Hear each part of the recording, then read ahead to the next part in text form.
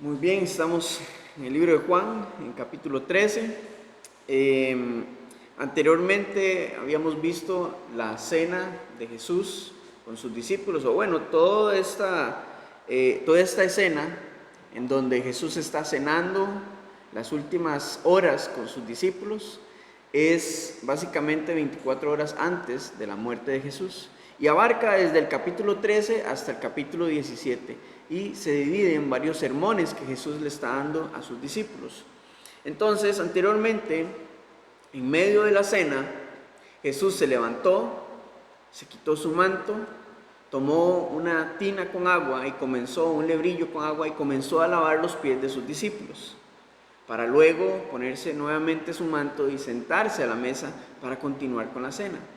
Con esto, Jesús enseñaba varias cosas acá. Primero, ilustra una sombra de su vida ministerial acá en la tierra. ¿Por qué? Recordemos que Pablo, en una de sus cartas, Filipenses, él habla acerca de que Jesús, siendo Dios, no halló algo, esto como a qué aferrarse, sino que se humilló a sí mismo, se despojó de sí mismo y tomando forma de siervo se humilló para venir a esta tierra y lavar con su sangre los corazones de los hombres. Entonces Jesús está ilustrando esto mismo, que en medio de su eternidad Él se despojó de sí mismo para venir y tomar la forma de un siervo, de un hombre, vivir nuestra vida en este mundo mortal, para con su sangre lavar los pecados de cada hombre, así como está lavando los pies de sus discípulos, para luego, después de su muerte, resucitar en un cuerpo glorificado y regresar a reinar a la diestra de Dios. Así como después de haber lavado los pies de sus discípulos, Él se pone nuevamente su manto y regresa a la mesa en donde estaba cenando con sus discípulos. También, parte de lo que Él les enseñaba es que cuando Pedro se resiste y no quiere que su maestro le lave los pies, Jesús le dice: si no me permites lavar tus pies, no vas a tener parte conmigo. A lo que Jesús está aludiendo es que todo aquel que se resiste a ser lavado por su sangre no va a tener parte en su reino ni en su salvación. Y luego de esto, entonces, Pedro, claro, en este momento él no estaba comprendiendo, ni sus discípulos estaban comprendiendo lo que estaba sucediendo. Jesús les estaba mostrando un acto de servicio, de amor, de compasión a ellos, pero al mismo tiempo estaba enseñándoles varias cosas. Y dentro de esto, ellos no entienden que Él les está aludiendo a que este lavado de pies es como que es representativo a lo que Él va a hacer horas más tarde, que es lavar sus corazones, no con agua, sino con su sangre. Luego de esto, Pedro, de haberse resistido, Pedro entonces accede y le dice: maestro, entonces no solamente mis pies, sino también mis manos, mi cabeza. Jesús le dice: no es necesario, si está todo limpio, no es necesario lavar todo, sino solamente la parte sucia. Y vosotros estáis limpios, aunque no todos. Entonces Jesús acá lo que está refiriéndose es que todo aquel que ha sido limpiado completamente por su sangre, ha sido justificado, ha nacido de nuevo, no necesita nacer de nuevo cada día para ser limpiado por la sangre del Cordero. Porque ya el sacrificio de Jesucristo ha sido una vez y para siempre. Él ha justificado al creyente una vez y para siempre. Así que el que ha nacido de nuevo no necesita nacer todos los días de nuevo para poder ser limpiado por Él. Y lo que está aludiendo es que el creyente no está excluido de pecar. El que ha sido justificado está expuesto al pecado. Pero Él extiende su gracia y su misericordia diariamente para poder acudir a Él y que Él limpie nuestros corazones.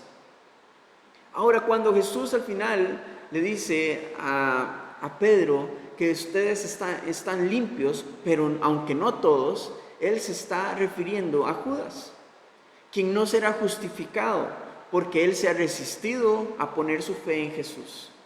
Por esa causa es que Él ha decidido también tomar el dinero que le van a pagar para entregar al maestro.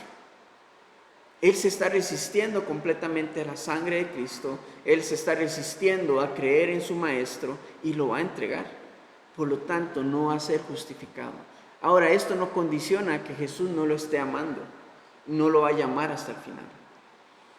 Así que hoy vamos a retomar en el versículo 17, porque Jesús, después de haber hecho este acto, él les ha dicho, en esto yo les estoy dando ejemplo de lo que tienen que hacer el uno con el otro, lavarse los pies unos a otros, pero no literalmente lavarse los pies, sino está aludiendo a lo que significa este principio, este acto de compasión, de amor, de poder venir junto con otro hermano y lavar su corazón, no con nuestra sangre, sino con la palabra de Dios, que nos habla acerca de la verdad de Jesucristo.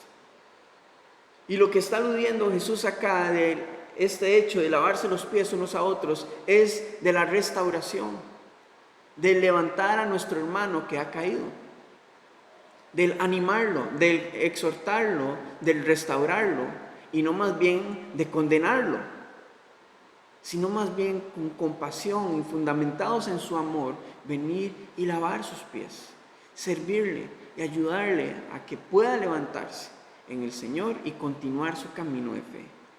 Eso es lo que el Señor se está refiriendo. Entonces, en versículo 17, Él les dice, si sabéis estas cosas, esto que les acaba de enseñar, bienaventurados seréis si las hiciereis. O sea, si ustedes ya las saben, háganlas, porque no es suficiente solamente saber, oír, escuchar, sino que es necesario aplicar, ponerlo en práctica. Y versículo 18 dice, no hablo de todos vosotros, yo sé a quienes he elegido, mas para que se cumpla la escritura, el que come pan conmigo levantó contra mí su calcañar. Jesús sabe de sus discípulos, Él los conoce sus debilidades, conoce cada área de su vida, han caminado durante 3 años con Él y por eso Él sabe que no todos van a acudir a hacer las palabras. Por más que han escuchado, sabe que no todos van a obedecer sus palabras, lo que Él les está mandando a hacer, que es ponerlos en práctica, o el ánimo que Él les está dando. Y la persona que no va a cumplir con esto en obediencia es Judas. Entonces ya Él les está dando a entender de que uno de ellos no va a cumplir en obediencia los mandamientos ni las palabras que Jesús les está dando. Por eso dice que para que se cumpla lo escrito, para que se cumpla la escritura, dice, el que come pan conmigo levantó contra mí su calcañar, y está aludiendo al Salmo 41, versículo 9, aludiendo o anunciando el crimen de traición de uno de ellos. Sabemos nosotros hoy que es Judas, pero en aquel momento, en esta escena, ellos no sabían quién era. Así que ahora va a venir el momento incómodo, pero vamos a verlo. Versículo 19 dice, desde ahora os lo digo antes que suceda, para que cuando suceda creáis que yo soy. De cierto os digo, el que recibe al que yo enviaré, me recibe a mí, y el que me recibe a mí, recibe al que me envió. Primero vemos que Jesús en su omnisciencia, en su conocimiento previo de las cosas, Él ya sabe quién lo va a entregar. Y se los está anunciando a sus discípulos para que cuando se cumpla, sepan que Él ya lo sabía y que Él se los ha anunciado, que Él se los anticipó.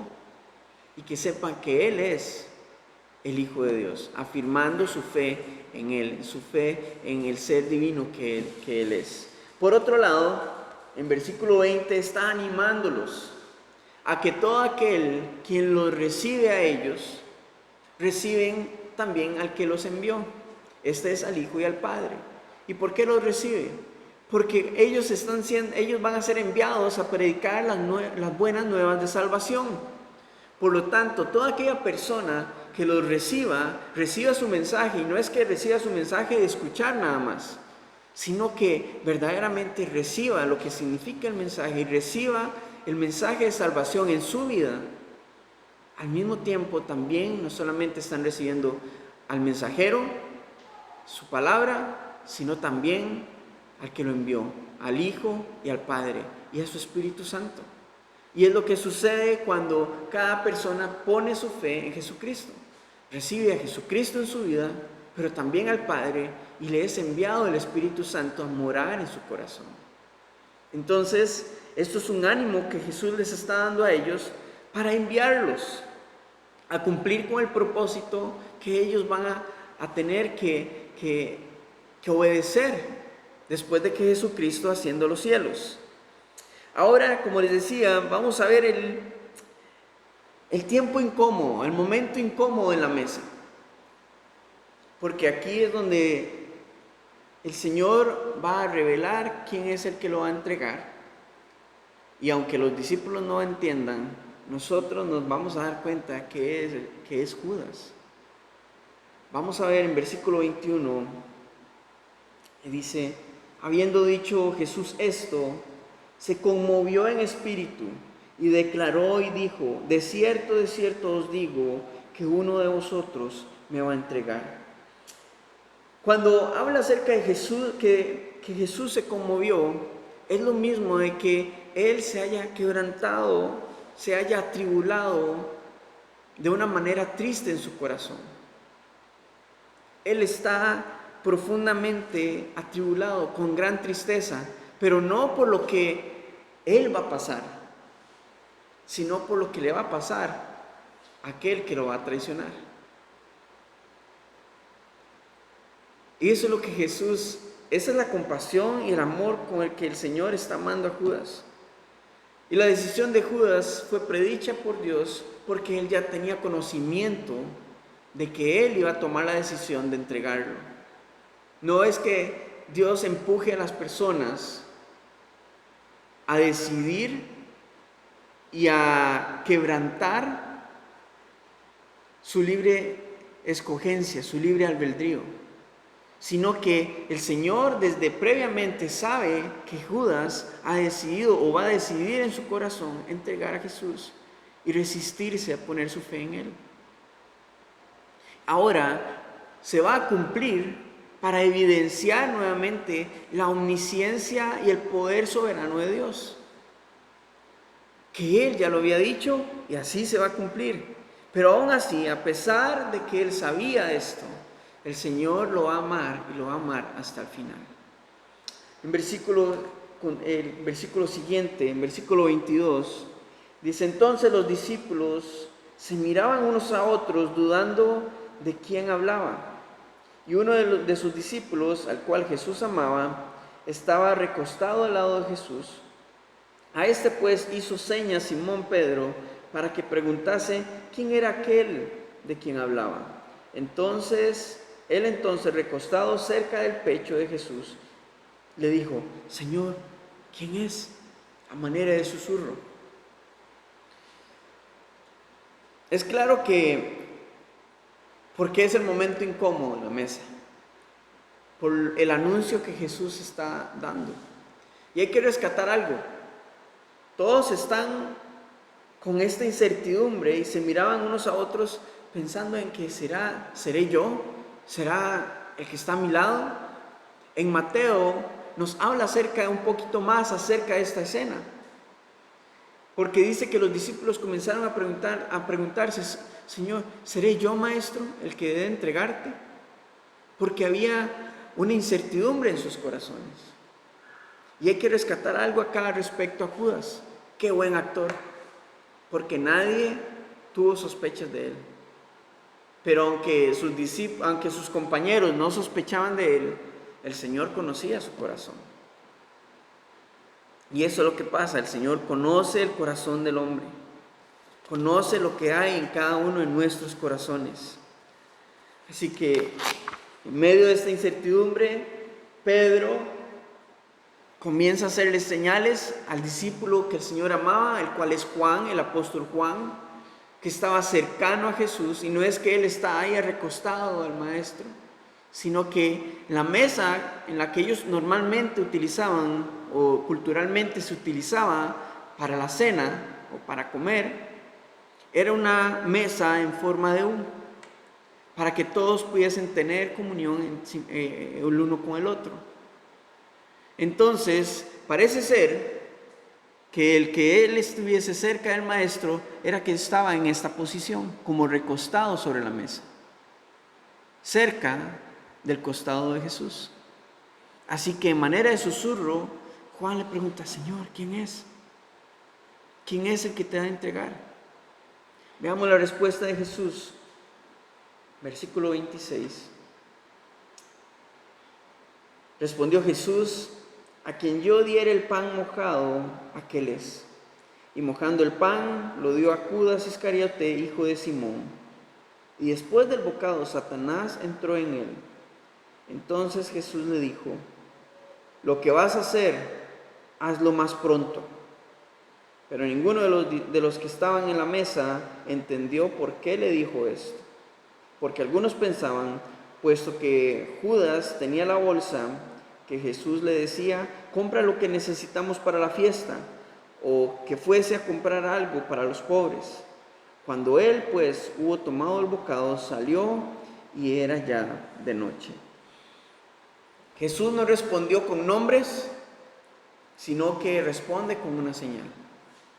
Y como es claro y como era de esperarse, los discípulos no entienden qué es lo que él está queriendo darles a entender. Aunque parece claro, ellos no entendieron. Y es que a ellos no les podemos pedir discernimiento en este momento, porque el Espíritu Santo aún no está en medio de sus corazones, en medio de sus vidas.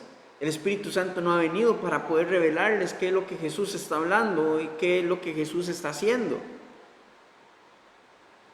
Pero lo cierto es que cuando Jesús da el pan mojado a Judas, esto tenía una representación. Culturalmente, el hacer este acto representaba cortesía, representaba también un gran aprecio por la persona, era un honor. Así que probablemente esto también llegó a confundir a los demás discípulos de qué era lo que significaba esto. Y literalmente después de esto, Satanás tomó posesión de este hombre, porque él ya estaba con la decisión tomada en su corazón ya estaba endurecido, y solamente bastó de que Satanás comenzara a tomar control de su pensamiento, de su corazón y de su alma. Pero con esto vemos la gran compasión que Jesús tiene por Judas, su gran amor, dándole a comer de su propio pan. No solamente lavó sus pies anteriormente, previo a esto, sino que ahora le está dando pan de su propia mano. Pero aún así, él, por más amor que el Señor le ha mostrado, él no ha querido entender, ha querido continuar con su plan, ha querido continuar con la decisión que ha tomado. Y lastimosamente, esto sucede muchas veces con muchas personas a nuestro alrededor. Por más que Dios les ha mostrado su amor, su compasión, su misericordia, ellos no han querido volver su corazón al Señor, porque han tomado una decisión firme de no creer en Él, de resistirse a Él. Ahora, para este momento, nos dice la Escritura que después de que hubo tomado el bocado, Judas salió y era ya de noche. Era ya de noche físicamente, pero también había llegado una completa oscuridad a su vida. Y ahora, en ausencia de aquel que lo va a entregar, Jesús queda con los 11 discípulos que va a utilizar en el libro de Hechos para comenzar a traer una revolución, una transformación en toda Jerusalén, en Judea, en Samaria y hasta el día de hoy, hasta lo último de la tierra. Los discípulos que va a utilizar, que va a equipar y va a terminar de discipular para ser enviados a predicar la verdad del Señor, las buenas nuevas de salvación. Así que vamos a continuar ahora con la escuela de Jesús, porque es una escuela lo que Él les está dando acá, les está enseñando acá. Versículo 31 dice: entonces, cuando hubo salido, dijo Jesús: ahora es glorificado el Hijo del Hombre y Dios es glorificado en él. Si Dios es glorificado en él, Dios también le glorificará en sí mismo y enseguida le glorificará. ¿Cuál es la palabra que podemos resaltar acá? Glorificará. Y a lo que Jesús está aludiendo es la glorificación de su vida a la hora de su muerte, pero también al momento de su resurrección y de su regreso a habitar con el Padre en la gloria de Dios. Entonces está aludiendo a todo el proceso que comienza a acercarse cada vez más. El Señor ya se ha glorificado en su Hijo durante su vida ministerial en la tierra, pero ahora es donde la cúspide de su glorificación comenzará a suceder, y es en su sacrificio en la cruz, en su resurrección y su ascensión a los cielos. Pero, dice versículo 33, hijitos, aún estaré con vosotros un poco. Me buscaréis, pero como dije a los judíos, así os digo ahora a vosotros: a donde yo voy, vosotros no podéis ir. Jesús les está dando con un gesto compasivo, les está dando a sus discípulos la noticia de que Él se va, de que ya dentro de poco tiempo no continuará con ellos. Entonces, ¿podrían imaginarse cuál es el sentimiento que puede abarcar en los corazones de ellos? Primero, les ha anunciado que uno de ellos le va a entregar, y ahora de que Él se va. Esto es un mensaje duro, difícil de digerir para cada uno de ellos, para cada uno de sus discípulos, aquellos quienes han dejado todo para seguir a su maestro, aquellos que han dejado todo durante 3 años para continuar con Él, caminando con Él, porque toda su dependencia estaba en Él, y que ahora el maestro les diga que Él se va y que no pueden ir con Él a donde Él estará. Esto pudo haber generado una tribulación más grande en sus almas, en sus corazones. Pero, esta noticia va a dar pie para lo que vendrá capítulos más adelante, donde Jesús les va a decir que Él no los dejará huérfanos, sino que va a enviar al otro Consolador a habitar en sus corazones, al Espíritu Santo. Entonces, esto es un preámbulo que comienza, una expectativa que comienza a abrirse en ellos, en sus vidas, para lo que el Señor les va a enseñar más adelante en la cena. Continuamos entonces, versículo 34. Un mandamiento nuevo os doy, que os améis unos a otros, como yo os he amado, que también os améis unos a otros. En esto conocerán todos que sois mis discípulos, si tuviereis amor los unos con los otros. Jesús con estas palabras no se está refiriendo a que hay un nuevo mandamiento, sino que está tomando un mandamiento de la ley dentro de los mandamientos que recibió Moisés, el cual dice: amarás a tu prójimo como a ti mismo. Jesús ahora está renovando este mandamiento y está dándole un concepto divino. ¿Cuál es el estándar sobre el cual ellos deben de amar? No amar en sus propias fuerzas, no amar en su propio entendimiento, sino que les está enseñando cuál es el concepto real de lo que es el amor y con el cual deben de amarse. Ya se los ilustró con el lavado de los pies, cómo deben amarse entre ellos, teniendo compasión, misericordia, gracia el uno con el otro, para levantar al hermano que ha caído, para que sean restaurados. Ahora les está dando la practicidad de este amor, diciéndoles que no es en sus fuerzas que deben de amar, sino conforme Él los ha amado. Y ellos tienen la muestra de esto durante estos 3 años que ha caminado con cada uno de sus discípulos. Les ha mostrado ese amor de gracia y misericordia. Pero esto se va a ampliar aún más cuando Jesucristo llegue a la cruz y ellos comprendan qué es lo que Él les está hablando, que por medio de su sacrificio van a tener salvación. que por medio de su sacrificio ellos van a tener gracia y misericordia. Este es el concepto que Jesús les está definiendo y se los está anticipando desde ahora, para que cuando lo vean a Él siendo sacrificado en la cruz, puedan comprender cuán alto, cuán ancho y cuán profundo es su amor por ellos y por la humanidad. Y que ese mismo estándar ellos deben de aplicarlo en sus vidas, el uno con el otro, para que puedan continuar con el ministerio que Jesús les ha encomendado. Y esta va a ser la marca o va a ser el distintivo delante de los demás, delante del pueblo, de que ellos son discípulos de Jesús, conforme ellos se amen unos a otros, la compasión y la misericordia y la gracia que tengan entre ellos. Así también para nosotros el día de hoy, ¿saben?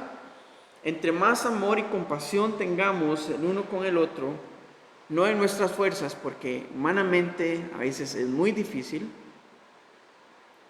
pero en el Señor, cuando ponemos en práctica esto, primero entre la iglesia, entre nosotros como iglesia, como cuerpo de Cristo, esto va a dar testimonio a los de afuera de que verdaderamente estamos siguiendo los pasos de nuestro Señor en su amor.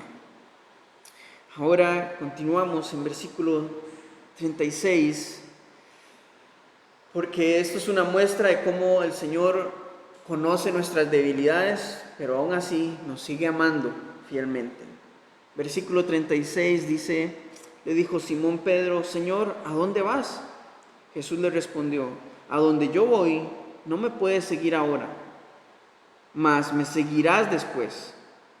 Le dijo Pedro: Señor, ¿por qué no te puedo seguir ahora? Mi vida pondré por ti. Jesús le respondió: ¿tu vida pondrás por mí? De cierto te digo, no cantará el gallo sin que me hayas negado 3 veces. Pedro es un hombre impulsivo. A veces no procesa primero lo que va a decir, solamente lo dice, como se siente y como le viene a la mente. Y lo vamos a ver durante su vida junto con Jesús en diferentes ocasiones. Es evidente que Él es impulsivo en hablar, no procesa, no pone un filtro a su boca. Y aquí es una muestra muy clara de que Él es impulsivo. Señor, yo voy con usted hasta el final, hasta la muerte. Y no comprende. Jesús les acaba de dar un mandamiento renovado acerca del amor, pero parece que Él se ha quedado con pronto me voy a ir. Y sabe, muchas veces eso es lo que pasa con el creyente. El Señor nos revela acerca de su verdad y de su palabra y cómo podemos aplicarla en nuestras vidas. Pero hay quienes se quedan estancados en aquello que el Señor se ha reservado para sí mismo y no nos ha revelado en su palabra. Y se estancan y se meten ahí y se desenfocan completamente en cómo poder aplicar la palabra de Dios, lo que sí nos ha revelado. Y no solamente los creyentes, aquellos que aún no creen y quieren discutir acerca de la palabra de Dios, se quedan enfocados en estas cosas que son inciertas y son escondidas para los hombres, porque el Señor no ha querido revelarlas en su palabra. Pero lo que necesitamos para nosotros poder vivir en esta tierra está acá. Y esto es lo que deberíamos de aplicar en nuestra vida. Aún así, con esta pregunta de Pedro, nos amplía un poco más acerca de lo que había dicho. Porque antes les dijo a sus discípulos: a donde yo voy, ustedes no podrán venir. Él se está refiriendo a esta muerte sacrificial, a la cruz. Y aquí está ampliando un poco más su explicación, porque dice: ¿por qué no puedo seguirte ahora? Jesús le va a responder: tu vida pondrás por... Vamos al versículo anterior, el 36, dice: a donde yo voy, no puedes seguir ahora, mas me seguirás después. Jesús le está diciendo que en este momento es necesario que Él sea muerto sacrificialmente. por el perdón de los pecados de la humanidad. Pero más adelante es necesario que Él complete primero su obra sacrificial, su misión, su propósito, pero más adelante los demás discípulos también vendrán a la muerte. En este momento, Pedro no está comprometido verdaderamente con la causa de dar su vida por Jesús, pero más adelante, cuando les sea revelado todo lo que el Señor les ha enseñado y el impacto que Él tiene en sus vidas, ellos van a comprender y van a llegar hasta las últimas consecuencias por causa del Evangelio. Entonces, en este momento no, Jesús lo sabe, Jesús conoce sus debilidades, Jesús conoce el temor por el cual lo va a negar, pero más adelante le seguirán. Llegarán hasta la muerte y a la eternidad con el Señor. Ahora, es interesante cómo para Pedro lo más fácil fue dejar las redes y las barcas y su oficio de pescador. Pero es completamente otra cosa el entregar verdaderamente su vida en compromiso al Señor. Para nosotros hoy es muy fácil, o probablemente la parte más sencilla, es dejar a un lado nuestras costumbres y hábitos de nuestra vida de la carne, de nuestra antigua vida sin Cristo. Esa es la parte más fácil. Pero renunciar completamente a tener control sobre nuestras vidas, a confiar en nosotros mismos, para que el Señor sea quien controle y gobierne nuestros corazones, esa es la parte más difícil. Porque podemos venir y ser salvos y justificados delante del Señor, pero verdaderamente darnos completamente al Señor en cada área de nuestra vida, esa es la parte más difícil. Y con el tiempo, eso lo demostraremos conforme brindamos más y más y más áreas de nuestro corazón al Señor, para darle control completamente a Él. Así que por más que Pedro confiara en sí mismo, en dar su vida por el Señor en ese momento, la verdad es que Jesús le está dando una cucharada de realidad. Él no está preparado para dar su vida completamente al Señor. Él no está comprometido completamente por la causa de dar su vida por el Señor, pero lo estará. Igual nosotros. Tal vez hoy no, pero esto nos alienta y nos anima a que lleguemos a ese punto de completamente estar dispuestos y ceñidos a poder servir al Señor hasta las últimas consecuencias en nuestra vida. Entonces, de manera general, el Señor conocía de la traición de Judas, Él conocía de las debilidades de Pedro, de su temor y que lo llevó a negarlo. Y de igual manera Él conoce las debilidades de cada uno de sus discípulos. Pero el punto acá es que el Señor los amó. Y los amó incondicionalmente a todos hasta el final. Y de igual manera lo hace con nosotros. Por eso, toda esta lección que Él les está dando en medio de la cena es acerca de que ellos deben de poner su mirada en Jesús, en Él, porque Él les está ejemplificando cómo deben de hacerlo, cómo deben de amarse unos a otros, cómo deben de tener compasión, servicio unos con otros por medio del lavado de los pies. Jesús les está dando la lección, Jesús les está equipando de cómo deben de hacerlo, de cómo deben de caminar, porque Él pronto se va a ir. Ahora, para nosotros hoy, el Señor conoce nuestras debilidades, conoce la suciedad que hay en nuestro corazón. Jesús conoce que le fallaremos. Pero en Efesios capítulo 2, versículo 4 y 5, dice: pero Dios, que es rico en misericordia, por su gran amor con que nos amó, aun estando nosotros muertos en pecado, nos dio vida juntamente con Cristo. A pesar de que sabía de que lo íbamos a negar, de que le íbamos a dar la espalda, de que nos íbamos a resistir en un momento de nuestra vida, sabía de nuestros pecados, pero aún así nos dio vida juntamente con Cristo, por su misericordia, por su gracia. Y deberíamos de abrazarnos a esto.